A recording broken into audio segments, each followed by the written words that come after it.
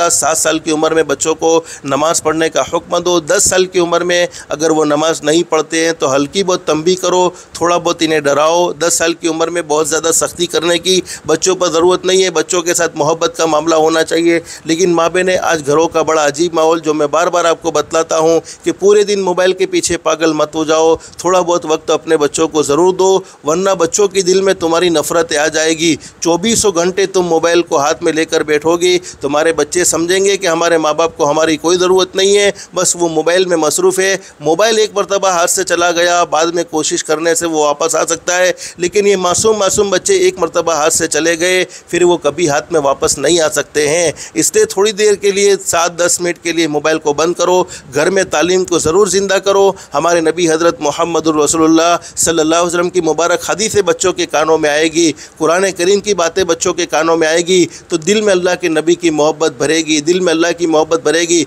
जब अल्लाह को जानते होंगे, अल्लाह के नबी के फरमान की अहमियत हमारे बच्चों के दिल में होगी, तो हमारे बच्चे हमारे भी फरमाबरदार होंगे, अल्लाह के भी फरमाबरदार होंगे। बहुत से माँ बाप की ये शिकायत होती है, हमारे बच्चे हमारे कंट्रोल में नहीं रहे। तो माँ बहनें, तुम सोचो कि तुमने अपने बच्चों को कितना वक्त दिया है, कितना वक्त तुमने मोबाइल के पीछे बर्बाद किया है, और कितना वक्त अपने बच्चों की तरबियत में। स्कूल की बड़ी फ़िक्र रही है, मैं मना नहीं करता, दुनियावी तालीम ज़रूर हासिल करनी चाहिए, लेकिन कभी अपने बच्चे के मदरसे के बारे में कभी कोई फ़िक्र की है कि मेरे बच्चा आज मदरसे गया या नहीं गया? मदरसे की वजह से, स्कूल की वजह से मदरसा छोड़ना पड़े तो उसको बर्दाश्त कर लेते हैं, लेकिन मदरसे की वजह से कभी ट्यूशन के टाइम को आगे पीछे करना ये माँ बाप बर्दाश्त नहीं करते हैं। तो अब खुद सोच लेना चाहिए कि हमारे दिलों में दुनियावी तालीम की अहमियत है या हमारे दिलों में वो उलूम कुरान करीम जो जन्नत में जाने का सबब बनेगा। हमारे आका हज़रत मुहम्मदुर रसूलुल्लाह सल्लल्लाहु अलैहि वसल्लम की सच्ची हदीसें जिन पर अमल करने पर हम जन्नती बन सकते हैं, उन उलूम की हमारे दिलों में अहमियत है। तो जब हमने अपने बच्चों को सही दीन न सिखाया, सही रहबरी हमने अपने बच्चों की नहीं की, तो फिर हमारे बच्चे हमारी आंखों की ठंडक नहीं बन सकते हैं, बल्कि माँ बहनें माफ़ करना, फिर वो हमारे दुश्मन बन जाते हैं। और हदीस शरीफ में भी लिखा है, जिन माँ बाप ने अपने बच्चों को दुनिया में कुरान नहीं पढ़ाया, दीनी तालीम से उन्हें वाकिफ़ नहीं किया, शरीयत और सुन्नत उन्हें नहीं समझाई, कल क़यामत में वो बच्चे माँ बाप के गिरीबान पकड़ेंगे और कहेंगे, अल्लाह हमें अज़ाब देने से पहले हमारे माँ बाप को पकड़ ले। हमारे माँ बाप दुनिया कमाने में और दुनिया की मसरूफ़ियत में ऐसे बिज़ी थे कि इन्होंने कभी भी हमारे नबी का तारुफ़ हमारे सामने नहीं करवाया, कभी कुरान करीम के बारे में कोई बात हमें नहीं बतलाई। तो माँ बहनें, आप खुद सोच लो कि तुम 2 घंटे मौलाना के हवाले बच्चों को कर देते हो, लेकिन कभी बच्चों से आकर पूछा, बेटा तुमने आज क्या सबक लिया है, कौन सा सबक तुम्हारे मौलाना साहब ने पढ़ाया है, आगे की तुम्हारी क्या तैयारी है? नहीं, स्कूल की फ़िक्र तो बहुत ज़रूर रहेगी, नहीं मैं अपने बच्चे को लेसन करवा देती हूँ वरना कल मास्टर साहब उसको मारेंगे। और मदरसे में कभी मौलाना हमारे यहाँ तो कोई मार बार पड़ती भी नहीं, लेकिन मारे भी दूसरे दिन लड़ने के लिए आ गए, अरे तुम्हें घी खिला खिला के मेरे बच्चे को बड़ा किया है, मारने के लिए तुम्हें थोड़ी दिया है। तो मौलाना कोई तुम्हारे बच्चों के दुश्मन नहीं होते हैं। मैं असल तुम्हें समझाना ये चाहता हूँ, ये तुम्हारी जिम्मेदारी है कि तुम अपने बच्चों को सबसे बड़ा मदरसा बच्चों के लिए माँ की गोद होती है।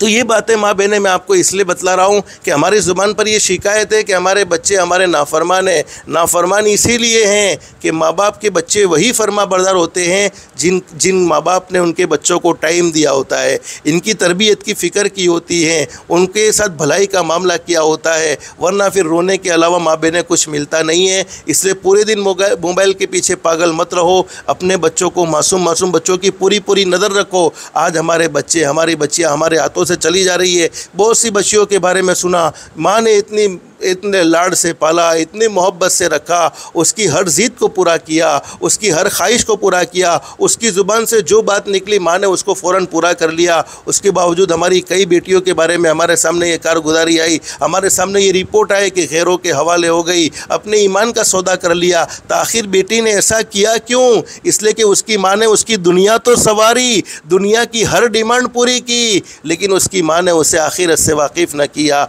ईमान की अहमियत उसके दिल में न बिठाई, अल्लाह के नबी हज़रत मुहम्मदुर रसूलुल्लाह सल्लल्लाहु अलैहि वसल्लम की मोहब्बत उसके दिल में नहीं रही। फिर माँ बाप हाथ जोड़ कर भी थक जाए ने, वो बच्ची ईमान से फ्री हुई, वापस ईमान में आने को तैयार नहीं। तो बेटियों को जितना कसूरवार ठहराते हैं, उससे ज़्यादा कसूरवार उनके माँ बाप होते हैं। माँ बाप की तरबियत का असर यहाँ होता है। दूसरा, पेट में खाने पीने में एहतियात नहीं होता, हराम के लुक़मे अपने बच्चों को खिलाए। जिन पेट में हराम के लुक़मे जाते हैं, एक सही हदीस में हमारे नबी नबी का फरमान, जिसके पेट में हराम का एक लुकमा चला जाए 40 दिन तक की उसकी दुआएं कबूल नहीं होती है।